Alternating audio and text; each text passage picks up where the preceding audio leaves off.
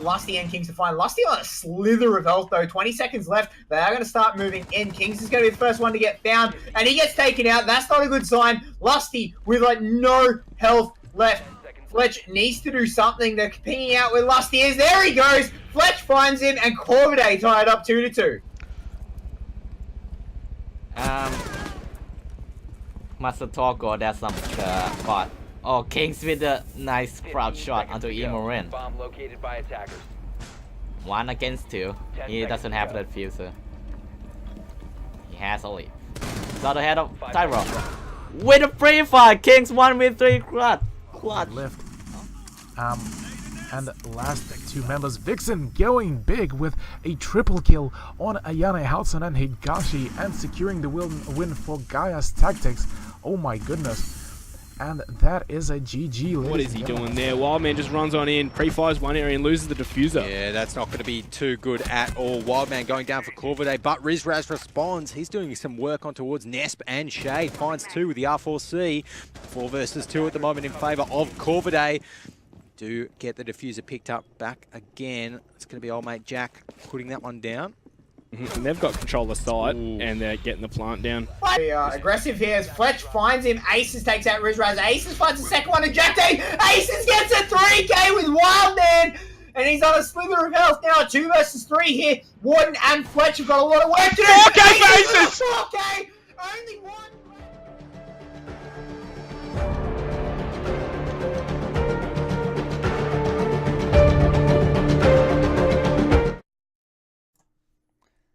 Hello everyone and welcome to the first ever R6ANZ podcast. My name is Dev Marta. And my name's Sky. Yeah, this should be absolutely awesome. Yep, we have a special guest today with us. Welcome Cthulhu. G'day.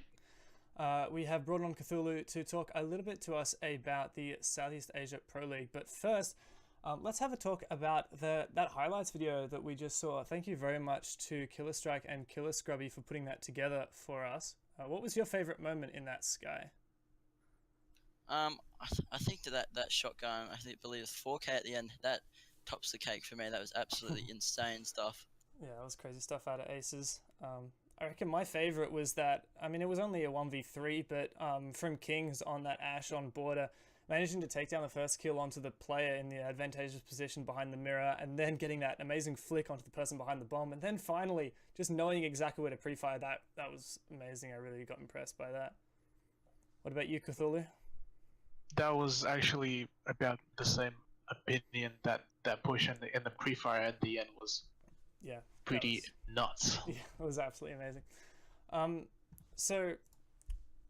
As for the Southeast Asia Pro League, we've had, over the past few weeks while the ANZ Pro League has been happening, we've also been having the Southeast Asia Pro League, and Cthulhu has had a big hand at that. So Cthulhu, tell us a little bit about who are the top teams, and just a little bit about overall the Southeast Asia Pro League and how it's been happening. Right. So so far we've seen quite a massive skill difference between the teams. The 2 top teams so far, and the ones that qualified for the LAN, are Tide and Unique Monster, and both of these teams are really, really different in their approaches, to be honest. Where, let's say, Tide is kind of more relying on the raw skill and the aiming capabilities, and being like really, really aggressive to catch the opposing team off guard, while Unique Monster are more strat heavy, way more strat heavy. But then again, they also relying on the rushes still. They kind of trying to, both teams, to be honest, actually trying to still adapt the new operators towards the old meta rather than adapt to the new meta with the new operators. Oh yeah. Kind of. So which new operators have you been seeing most of in these teams? That would be Ella, actually. Ella, Legion was probably, out of all of the, 6 matchups I've casted, I've seen only maybe 2 or 3 picks of Legion. That would be it. And even then, he didn't play that much of a holding back holding back role that his traps are supposed to. And with the meta, yeah, they seem to slightly differ from the ANZ meta, where you do see not that much of rushing, but rather a more calculated, packed kind of pushes, and Yeah. maybe have one person to be pushing from the other side. While Southeast Asian teams, like the top teams, usually prefer to spread around, take control of floor by floor. So they're not just pushing from one side; they may be pushing from two or even three sides if it's allowed. And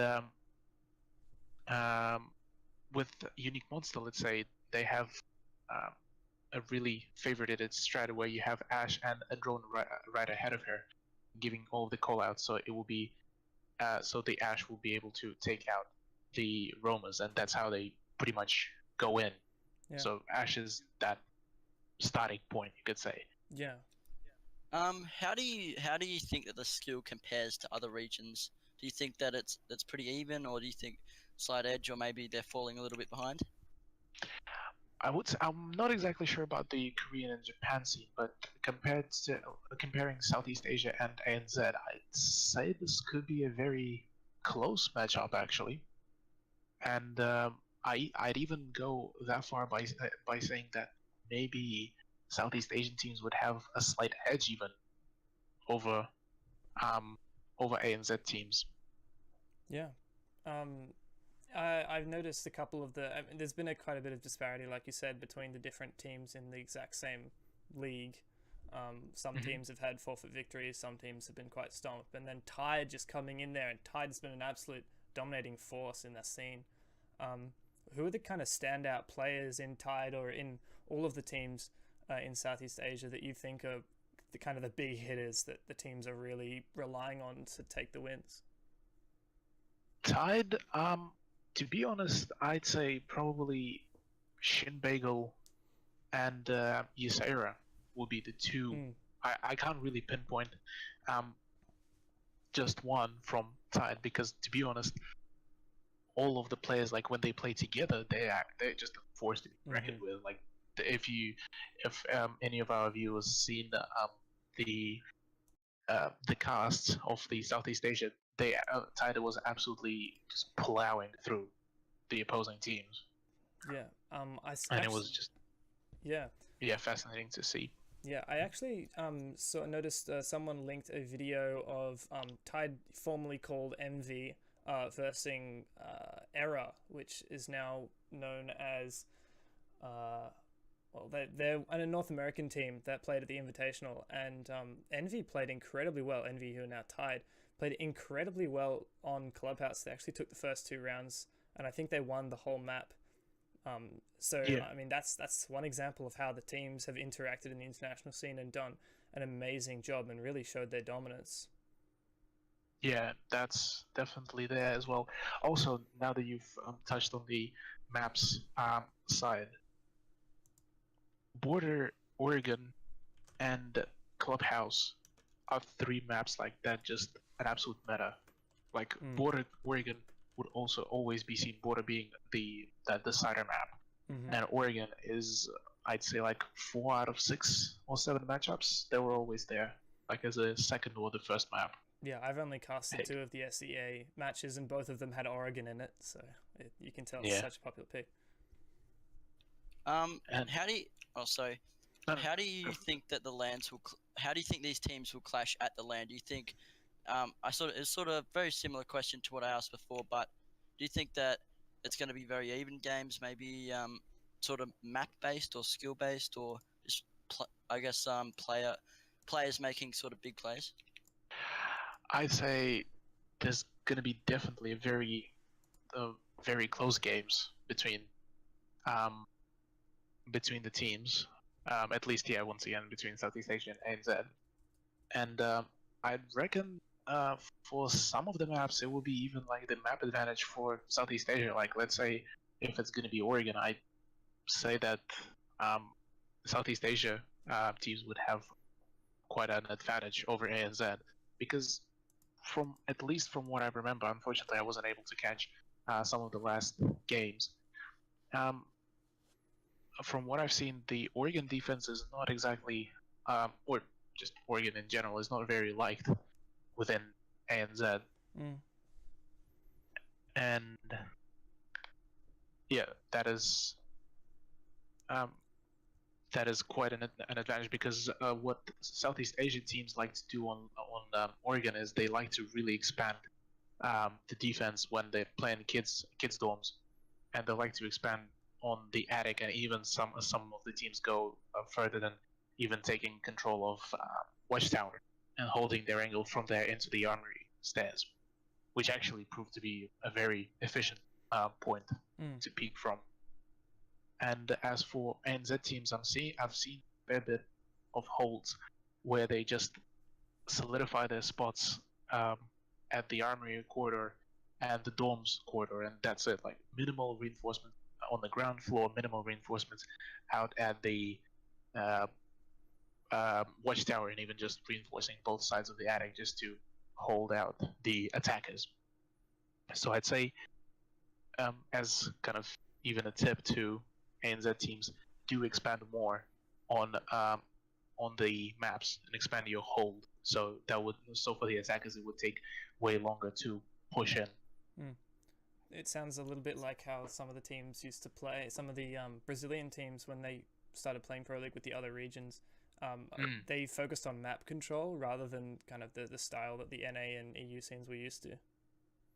Yes, that definitely would help to adapt to the Southeast Asian playstyle.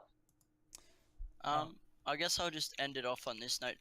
Where do you expect to see Tide and Unique Monster end of the land? Do you think they'll get knocked out in the quarters, or even just for each team individually? Do you think they'll get knocked out in the quarters, they'll make it a semis, grand final? Where do you think that they will sort of make it to, Cthulhu? I'd say both teams being very strong and very very intricate with their approaches to their offense and defense. I'd say both of them could have quite high potential of ending up in, at the very least, either quarters or semis.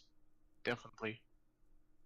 Like, I would be really surprised if either Tide or Unique Monster won't be getting into the semifinals. Do you think that they're going to make it to the Invitational, the next Invitational? Could be. Yeah. Because even though they play in that somewhat of a older meta, they still kind of adapting the new operators to that old meta, giving that extra, let's say, spice. So that could put off some of the pro teams and let either Tide or Unique Monster to get that advantage over the opposing team. Yeah, well, thank you very much today for coming and talking to us about the SEA Pro League Cthulhu.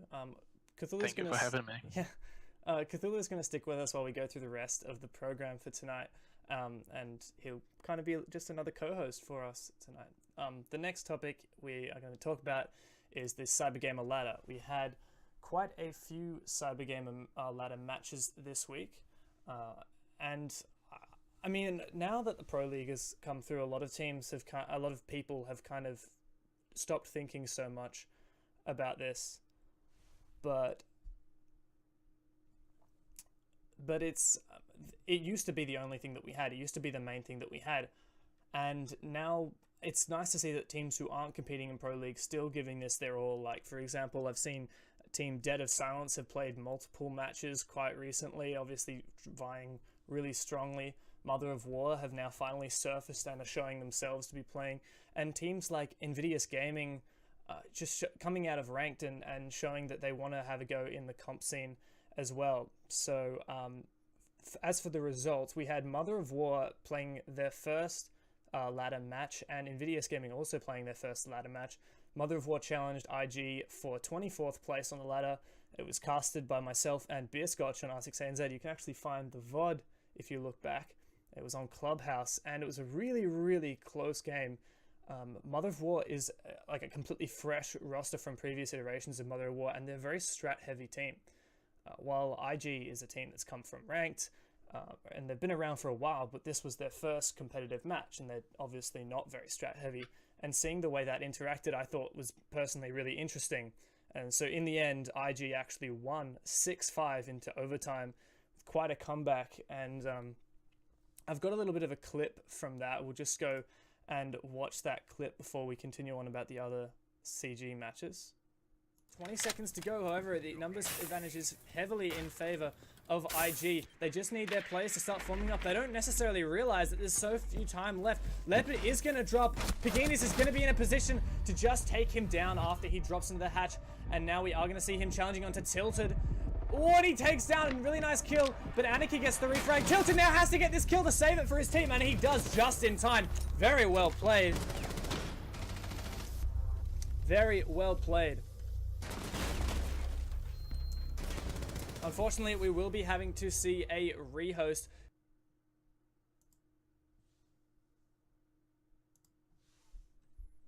Alright, so after that clip, we're going to get on to the next CG match, which is going to be Oz versus Obsidian White. So we had Oz challenge Obi White for 4th place, so pretty high up on the ladder, and it did take place on Clothesline. Oz being, I want to say, they're a competitive team, but I feel they're more in it just for the fun. They sort of enter everything. They're always, any tournament that's open, they'll always be there. They've been around, probably I'd say one of the longest standing teams. They certainly are an OG team, and that sort of led to, I guess, Obi with Storm taking that matchup 5-1. So pretty convincing there for Obi, but I'm sure that Oz had quite a bit of fun playing that matchup. Over to you, Cthulhu. Alrighty, and up next is Scylla versus Dead of Silence, where Scylla challenged Dead actually for the 15th place on the ladder. And the match was played out on Coastline with Dead winning 5-1, which is quite a whopping score, to be honest. With Scylla's recent roster change, that doesn't sound actually that good for them. No, it doesn't bode well at all, does it, really? Yeah, since it's not even any of the ESL stuff, and it's one of the, you could say, local leagues, and with Dead being, well, at least by the time of that match, or being the underdogs, that is actually really surprising that Scylla ended up losing with that kind of score. Yeah, certainly. Dev going into the match would have been the underdogs, but I guess we sort of got to give a little bit of slack to Scylla, as I believe that was like right after they sort of, after the roster changes, they sort of formed their new team. So I guess we have to sort of cut them a bit of slack there, but still very convincing scoreline there for Dead. Absolutely. And yeah, go ahead. Do we have the clip for that as well? I don't have any more clips for these ones, but next time, in future weeks, I will be getting a lot more clips from each matchup so we can show you something while we talk about them. As for the next CG match that played out this week was Afterburner versus Allstate Gaming. Afterburner challenged ASG for 9th place on the ladder, so reasonably high up. I mean, this is fairly early in the ladder season, so a lot of the placings aren't really set in stone.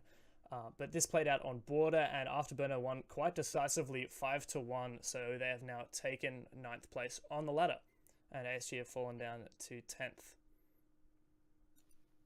Moving on to the next match, we had RPM Prime versus the Cruel All-Stars. So both of these teams currently, I believe, only compete in the CG tournament and the ladder. So we had RPM challenge Cruel All-Stars for 11th place, and RPM took that one with absolute force, managing to 5-0 on Oregon. What are your thoughts on that matchup, guys? Well, I've never really seen Cruel All-Stars play, but RPM, a team that's typically in the past had a lot of trouble, experienced quite a few losses, whether it's in the... I mean, I'm not trying to bag on the team. I mean, I'm sure they're lovely guys, and I'm sure that... I mean, I've seen them play, particularly in Ranked, really well, but they don't tend to have a lot of success in a lot of the comp settings, so winning 5-0 against Cruel All-Stars is probably, like, I would say, quite a significant moment for them. And so to see a team kind of climb their way up is really great to see, and seeing teams stick it in there and then get to the stages like this, it's fantastic to see. And I hope that more teams, it's really sad when a team disbands or stops playing so much after a few losses, and seeing teams that persist, that's really what makes the difference to me personally. Yeah, yeah, I'd say that would be this my opinion of that as well. With yeah, RPM, I did play with them several times. They seem to be um, very connected with each other. So I'd say just some extra practice for them, and they could be climbing even farther up the ladder. Yeah. So 11th place is a good spot. that win, 11th place is a pretty good spot as well. Yeah, for a start, and the score with being 5-0, that's also pretty good. Yeah. So after that, after so far from the ladder, we do have the first place on the ladder as Outlaws, who's currently a Pro League team. Second place, Medusa, who's also a Pro League team. And third place, Elysian. Moving on now to this week's CG Weekly Tournament. This was the 19th CG tournament. We had 15 teams compete this week. Taboo, as you can see on screen, took first place over a pug team. Blue is Black. What do you think about Blue is Back? Not Blue is Black. Blue is Back. Kind of pug team coming out of nowhere, but I think we might be actually seeing a little bit more from them in future. What did you guys think about that team? I believe the lineup was Rascal, Mort, Blue, Kaza, and 5 Spud Monty. I think that is a phenomenal feat for them to actually take second place, and obviously they brought home $60 with the, not 60, sorry, 40, which is nothing to laugh about. I'm sure anyone will take $40. Yeah. So yeah, for them to come second, and even just to get 2 rounds off of Taboo, which is obviously a Pro League team, really good stuff for them. We also saw Dead Set take third place over Zeronic, who settled for fourth place. Is that sort of what you expected, Cthulhu? Primarily, yeah. With that said, actually, even though people still tend to be a bit skeptic about teams like Dead Set, they still actually performing really well. So I'm kind of surprised they didn't take the second place, but at the same time, they actually performed still pretty well and managed to get in those top 3. Yeah, I mean, spots. all of these 4 teams I consider very strong teams. Zeronic and Blue is Back, obviously fairly new teams. Dead Set and Taboo been around for a lot longer. Dead Set managing to get the win over Zeronic. I mean, honestly, I could have seen that go either way. If it was Zeronic that had taken third place, I wouldn't have been surprised. But I mean, that probably just meant it was a very good matchup. I did see Blue is Back versus Zeronic for the semi-finals in, I believe, the loser bracket. That was a particularly good match. It was very close, and I think it went over to overtime. So I mean, it was a particularly good turnout, I think, in terms of not just overall number of teams this week, but the number of really strong teams. Yeah, that's really nice stuff to see. Still teams, I think that I'm not going to try and sort of hide it, but obviously with the release of Pro League and all that, we have seen sort of, I guess, a bit of drop in CG, and we don't see really the pro teams competing in the CG ladder anymore, or even in the CG tournaments. But to sort of still see the turnout of this many teams, and I feel like now we see quite a few more Pro League teams competing. It's pretty cool stuff to see. Yeah. I would definitely encourage Pro League teams to play in the CG Weekly and the CG tournament. I mean, it improves the entire scene really by having a larger turnout and, you know, more demand, more things to watch, on more casting happening. It's all things that just expand our scene and get more teams out there and get more, you know, players sitting there thinking, now I could make a team, couldn't I? And then all of a sudden we have an even larger scene, and that's exactly what we want. Get the scene getting bigger and bigger, and proving people wrong who've been saying that ANZ isn't worth everything that we're getting. Yeah, 100%. Yeah, I would agree with that. Obviously ANZ have got a bit of flack, and I think we've finally sort of got our Pro League spots. And you know, I hope that not just ANZ but APAC as a whole. You know, obviously we've got this LAN coming up, and I really hope that we can sort of move this forward. And obviously Cthulhu casting the Seas match, where you just heard from him about the Seas region as a whole and how they've been sort of progressing forward. And obviously he talked a lot about how he thinks that they've got a very fair chance at the LAN, and I would 100% agree with him on that note. So aside from the Pro League, the new thing to our scene is the Go4s. So we've seen quite a few Go4s for our scene now. This is the 5th one we just had last weekend, and I'm actually really happy with the Go4s. There's been a really good turnout of a lot of the teams that haven't been participating in the weekly cups have been participating in the Go4s. For example, Corvidae under the name Diamond Dropkicks, and they've actually been taking home a lot of wins on this one. And it's great to have more competitions out there, because with more actual competitions happening and more prizes, like for the Go4s, there's R6 credits being prizes, it gets more teams interested in participating, and participation is the first step to having a successful scene.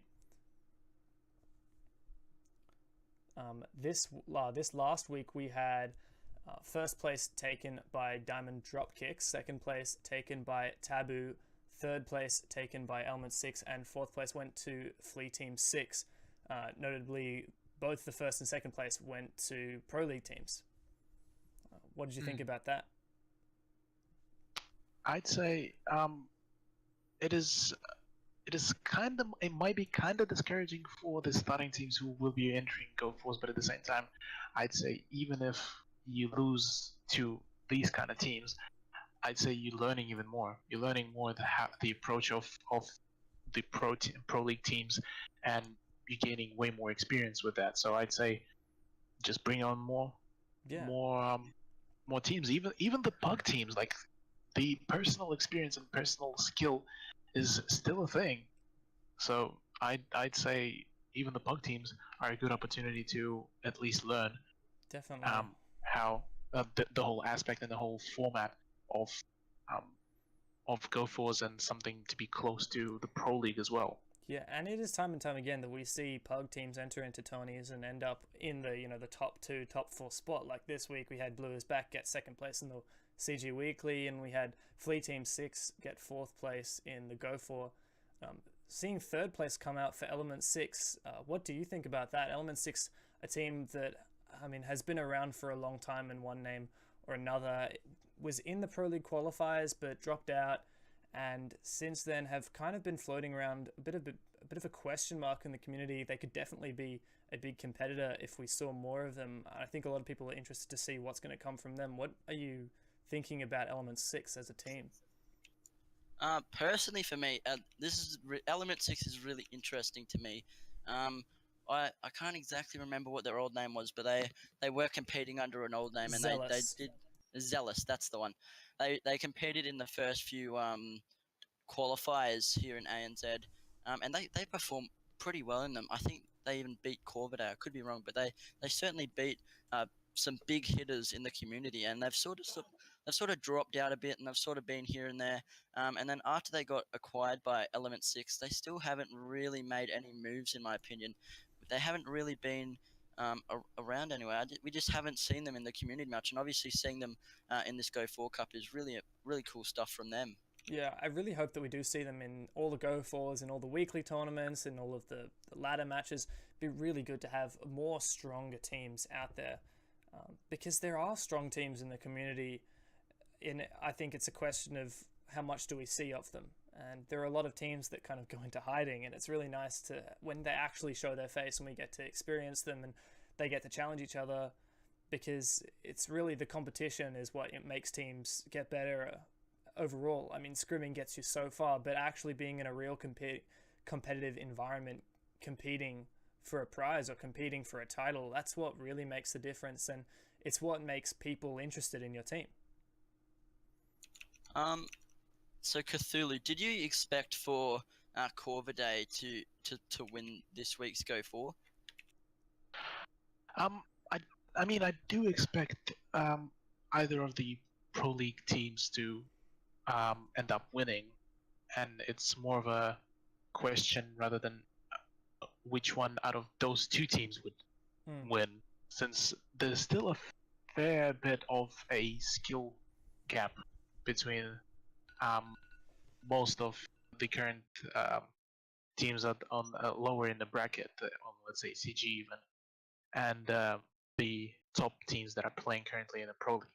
So I'm kind of not surprised, but at the same time surprised that Taboo didn't take the win, because at some time at the start of the qualifiers, they've been actually very confident at their approaches and actually taking the first places in the qualifiers as well. Yeah. So I'm thinking there are just kind of like ups and downs for Taboo. Yeah, there was some people talking about this in the R6ANZ general chat today. A lot of people pointed out that Taboo had such a strong start going into the qualifiers, and potentially because they had just stuck with their roster, whereas other teams were still figuring out the new roster. Of course, Corvidae changing from, as Wildman left Corvidae to join Meme Team 6 and brought the org with him, there was an adjustment period there, whereas Taboo was one of the teams that had stayed with the same roster and was completely the same as what it was used to, and that had the advantage. But then, as teams settled in or kept changing, that was when they were falling off or getting better. So it's kind of the consistency that really makes a difference for a lot of teams. Yeah. Yeah. I would also like to point out that like if to just add up to the fact of the consistency of the teams, if you have a look at Atletico and again Taboo, they did, like, the moment they stuck in with the roster, they didn't really change it. That actually helped them a whole lot compared to even Corvidae at the start before the roster changes settled in. And Atletico actually even managed to win the Invitational, which was a pretty big thing. And with Corvidae also making that Invitational, just not, unfortunately for them, not winning it, and this time qualifying for yet another LAN. Yeah. That could be pretty good for them. So during the Go for, Taboo and Element 6 got knocked out of the winner bracket by Corvidae. Corvidae taking wins on both of the second and third place teams. So they were showing themselves really strong right from the start. And finally Taboo beat out Element 6 in the loser bracket to head back up to the win. But of course in the best of 3 with the loser bracket, Corvidae was up one map and Taboo lost that map. So that was how Diamond Dropkicks won their that Go for. So you mentioned before the LAN. Let's transition over to the ANZ Pro League and talking about that. So we just had the playoffs been completed just last night. It was an incredibly exciting night. We had Corvidae, Mindfreak, Taboo, and Atletico fighting each other out for the 2 spots at the APAC LAN in Sydney in October. And out of that, we had Corvidae beat out Taboo and Mindfreak beat out Atletico. What are your thoughts on that? I mean, I feel like a lot of people were incredibly surprised by the result. And would you say it was something you weren't expecting? I feel like with those 4 teams, I don't think anyone's going to be happy. Those are sort of, I guess, I'd say they're the top, or they are the top 4 teams currently in ANZ. So I don't think anyone's going to be happy. At the end of the day, unfortunately, 2 teams have to go. There's no way really around that. And it was just unfortunate that we saw Taboo and Atletico unfortunately not make it through. Obviously, we had Mindfreak and Corvidae who made it through. It's just really unfortunate for them. I think Atletico sort of came into it. I feel like people expected them to make it. And I feel like that's probably, you probably should when they made it to the previous LAN. But unfortunately, they fell short. What are your thoughts on that? Well, for a starting point, you can see on the screen, I did a little bit of a Twitter poll on who was going to make it to the LAN, and Atletico got the popular vote on that. Mindfreak and Taboo coming in a close second, and then Corvidae was actually, people thought, would least likely get to the LAN. Well, that prediction was entirely wrong. It's Corvidae and Mindfreak going to the LAN, and Atletico, riding on the back of their win at the previous LAN, didn't manage to make it to this one. So that was really interesting. And I think, of course, surprising. Mindfreak, of course, have already made it internationally. They went to the Invitational at the start of this year, back when they're on Xbox. So they're the only team with that experience of going to the international stage. Do you think that they're going to be able to make it there again this time? Could be. I was really surprised about the the 2-0 score between Mindfreak and Atletico, which really surprised me because before that, even during qualifiers, Mindfreak were kind of getting that close, but then were beaten by those back then top 3 teams, being Atletico, Cebu, and Corvide, and kind of just being somewhere left out in that kind of shadow of top 3, you could say. Yeah, And kind this of like time, how Scylla was during the qualifiers. Scylla was kind of creeping up there, but always shadowed by the top 3. exactly, yeah. And yeah, for Atletico to lose 2-0, I'd say there's definitely some inside team issues, I'd say, going, or just maybe at that day it was not their day, not their best day. Yeah.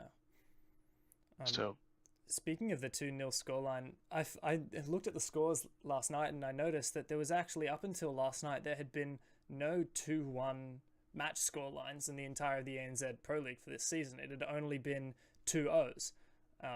Typically, I mean, we've seen so many matches in the International Pro League go to 2-1 because they've been so close, but I mean, all of these matches have been 2-0, and now, like you said, Mindfreak beating Atletico 2-0. Corvide, Taboo was the only team that managed to lose in a 2-1 scoreline where they got beaten by Corvide last night. And I mean, I was really surprised by that. I mean, I thought we do have these really close skill level teams at the high level, and yet they're all, I mean, a lot of the time losing to 2-0 scorelines. yeah, that was actually really surprising that only all of those matchups, 10 out of 11, have been the 2-0.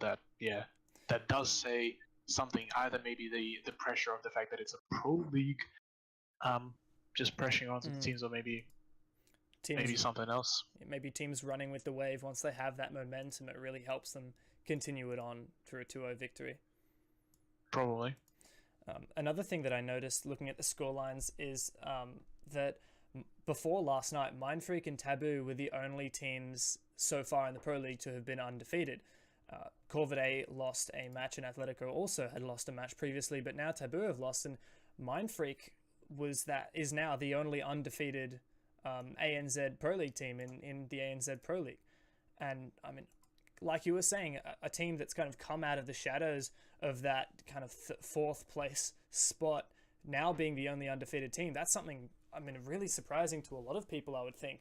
Mindfreak, I wouldn't say coming out of nowhere, but definitely, I mean, of course, they were number 1 on Xbox and they transitioned recently for the Pro League, but coming out as the undefeated over teams that have been on PC and together for over a year, that's quite an amazing feat, I would say.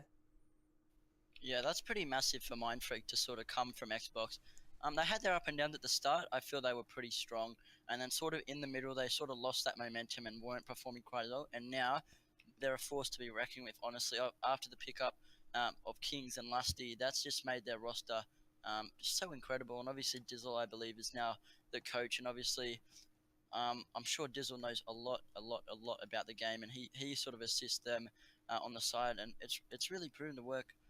And something that I would have been that I wanted to listen to would be when Mindfreak actually won the game over Atletico. I wanted to hear those voice comms at the end, and how happy they would have been for that incredible feat. It really is amazing. Yeah, absolutely. I'm sure that both Corvide and Mindfreak are incredibly proud of themselves, particularly Mindfreak winning in a 2-0 victory against these PC teams that they're new to the PC scene. Moving on to now the rest of the APAC region, I mean, it's not only ANZ teams that are going to make it to LAN. We've already talked a little bit with Cthulhu about the SEA teams. The 2 teams that are going to be making it to LAN for Southeast Asia are Unique, Monster, and Tide. We've talked a little bit about that, but in the other regions, Sky, do you want to have a talk about what the teams from other regions are going to be going to the LAN? Yeah, for sure. Let me just pull this up real quick. So for the other teams that will qualify for LAN, for C, we had Unique, Monster, and Tide qualify for LAN, as Cthulhu commented on before in his interview. Japan, we've got Irons.gg and Norarengo both of them proving to be pretty powerful teams. Korea, unfortunately, those matches have not been completed as of yet. They will take place on the weekend, and we will find out a later date. We'll let you guys know in next week's podcast. And yeah, so for the C's matches, we had Anthrax versus Impetus, which I believe you casted Cthulhu. Is that correct? Yes. So, oh, sorry, I keep doing this. I know what I'm doing. So we had that being won by 2-0 by Anthrax. Do you want to talk a little bit about that matchup, Cthulhu? Yeah, sure. Anthrax versus Impetus seemed slightly off, to be honest, in my opinion, as Impetus seemed like they had something in their mind with the strats, but they kept on being caught off guard constant. Like they didn't get a whole lot of chances to approach the defense or offense, and the moment they started executing, there was already that either roamer or somebody sitting holding that just right angle that pretty much just been shutting them down. As for Anthrax, they showed a very, very confident play over there, but the next day for them didn't look so well. Yeah. As they pretty much got 5-1 in both of the rounds, with the Unique Monster looking kind of toying with their praying a bit, where they where what they did is that first map they were kind of like studying the enemy, then seeing what will they get and what will they pull out strat wise, and then just shutting that down like straight away, like right at the root of it. So that was fairly entertaining to watch. Yeah, I've casted 2 matches of Anthrax playing now. The first one was against Dad 1, and they with a 5-0 against them in the first map, they actually managed to win the best of 3. And then the other match I casted was them versus Tide, where they did get a little bit wiped the floor with Tide, just absolutely strong team. It's very similar to what you were saying with Unique Monster. So as for the rest of the matches, in Japan we had Migration versus Team Liberty, which was won at 2-1 scoreline by Migration. Father's Back versus Spec B, and Father's Back won that 2-1 as well. I'm noticing a lot more 2-1 scorelines in the rest of the APAC region compared to Australia and New Zealand. It's kind of surprising that there's this huge change between the different regions. You would have expected it to be much more consistent. I can't think of a valid reason really for why ANZ isn't having the even scorelines. Yeah, certainly a lot more 2-1s, and it's really going to be interesting to see how that clashes at LAN. I feel that these other C's teams are a little bit sort of more I don't know. I don't feel it's like ANZ teams aren't closely matched, but I feel like the rest of APAC, I honestly don't know. Like, there's something about it where they just sort of they're more closely matched. But when I say that, it doesn't mean that ANZ isn't closely matched. I don't know. It's a bit weird. Are you kind of saying that maybe ANZ teams, they either kind of they win strongly or they lose badly? It's some kind of maybe to do with it could be a psychological thing. They tend to be able to do really well and then run with it, or they have trouble and they get stumped and they choke down and they don't manage to make it through. Maybe this is just kind of the style that tends to happen as a result, and just some of the teams individually. Yeah, that could be the case. What do you think, Cthulhu? I'd say a fair bit of teams tend to stick to that one strat and they try to roll it on and on and on again, instead of trying to make those small adjustments. Like, let's say you plan on border, you're holding angles in the office and in the archives, and then you realize that you pretty much got bulldozed out of offices, and because of that you lost kind of the control of the archives as well. And instead of trying to adjust, the team would just continue to do that over and over again, and the attacking team would keep on doing same thing over and over again as well, because that approach worked for them, and that was pretty much the game winner for them, making the matches to watch, to be honest, sometimes slightly boring to watch. Yeah. So I'd say, yeah, that could be the case where why some of the matchups are 2-0, and but maybe sometimes the teams did do adjustments, but maybe those adjustments were in the wrong direction. Yeah, I get what you're saying. So it's pretty much all comes down to being able to read the enemy team movement, pretty much. Which teams do you reckon are better at doing that reading? I would say Mindfreak and Taboo, who surprisingly, Taboo surprisingly not making it through, not making it to the LAN. But yeah, with Mindfreak, I mean, some of their organs are pretty awesome to watch, especially like kitchen and dining.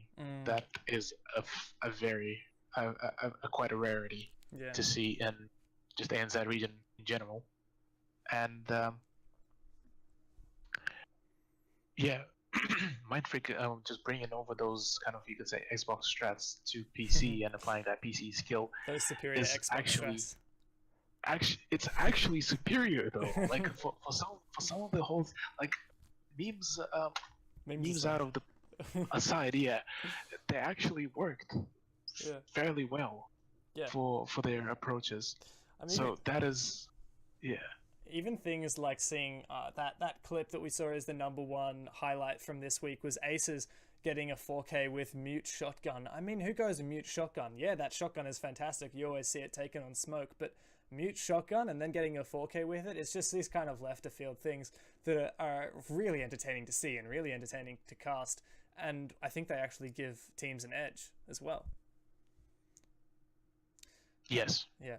Moving on to the Pro League and the rest of the world, we have seen the North American matches this week and the Brazilian matches, but we haven't seen EU yet. Sky, what's happened this week in NA in Latin America?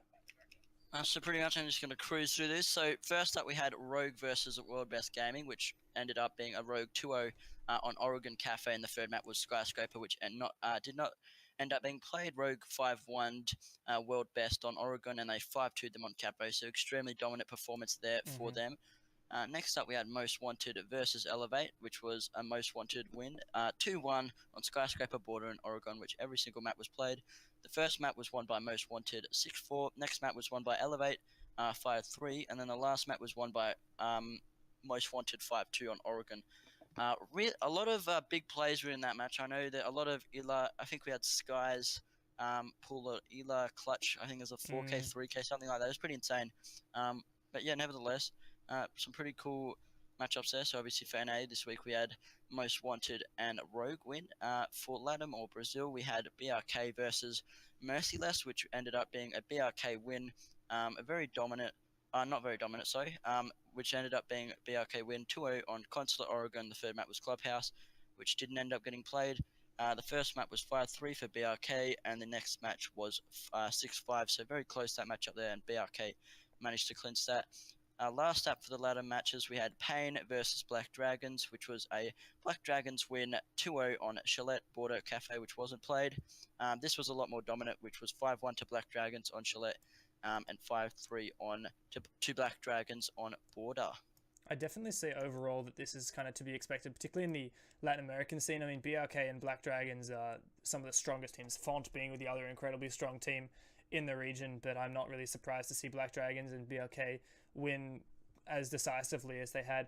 Rogue also a very strong team, but Most Wanted beating out Elevate, that's something a little bit more surprising. Elevate's made it to land 2 seasons in a row, I believe.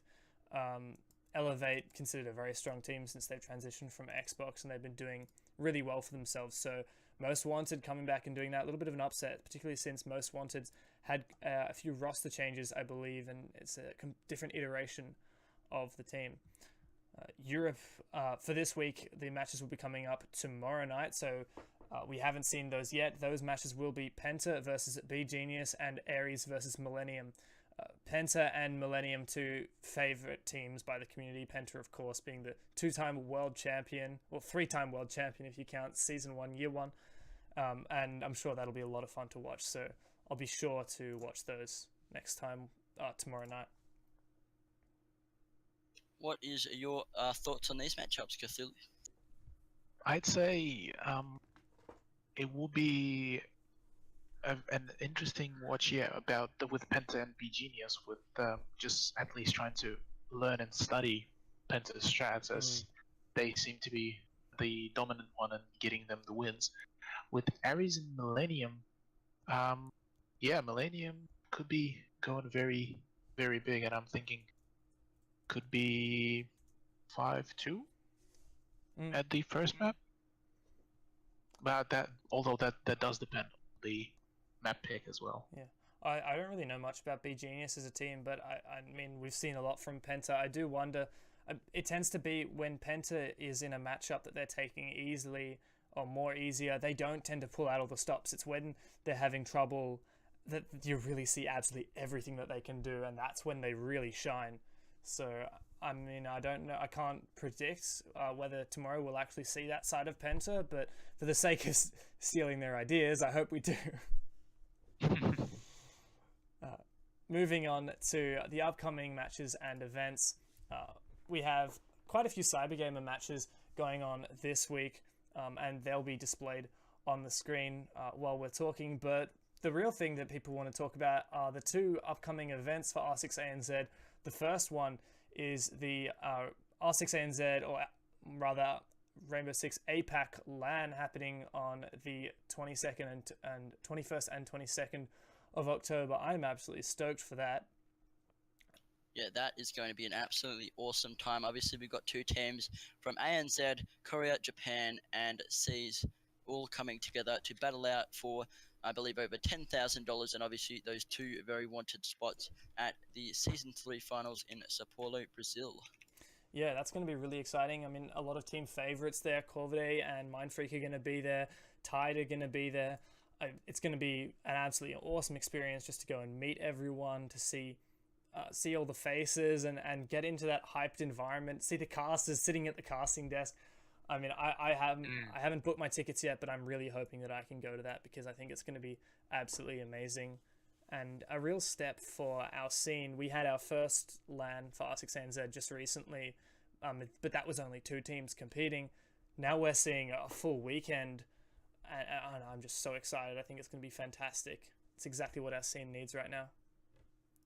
Yes, that is definitely, I would fully agree with you, and hopefully we will have more casters for that event, as our Lord and Savior Monkey Fist could potentially need some extra help with more games.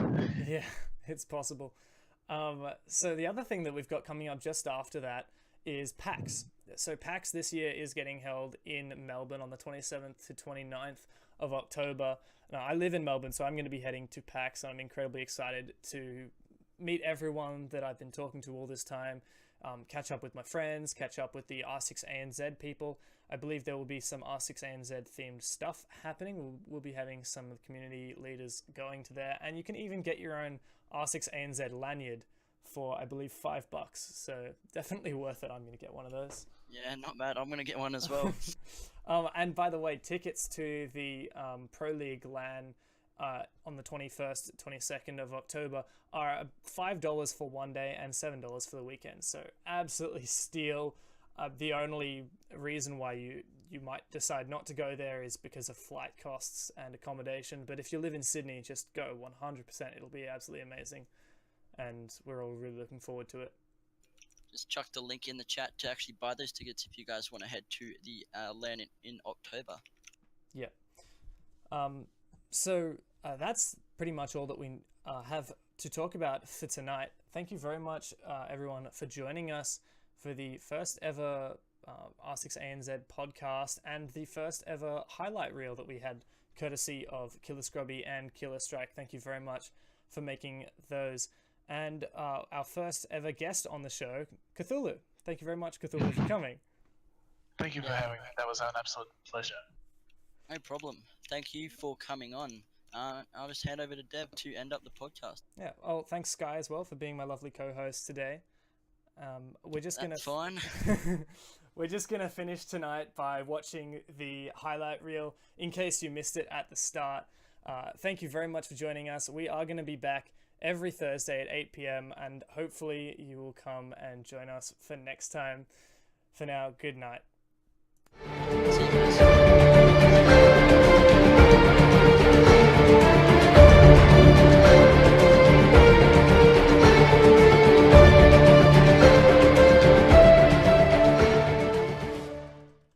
Fletch has got Lusty and Kings to find. Lusty on a slither of health, though. 20 seconds left. They are going to start moving in. Kings is going to be the first one to get found, and he gets taken out. That's not a good sign. Lusty with, like, no health left.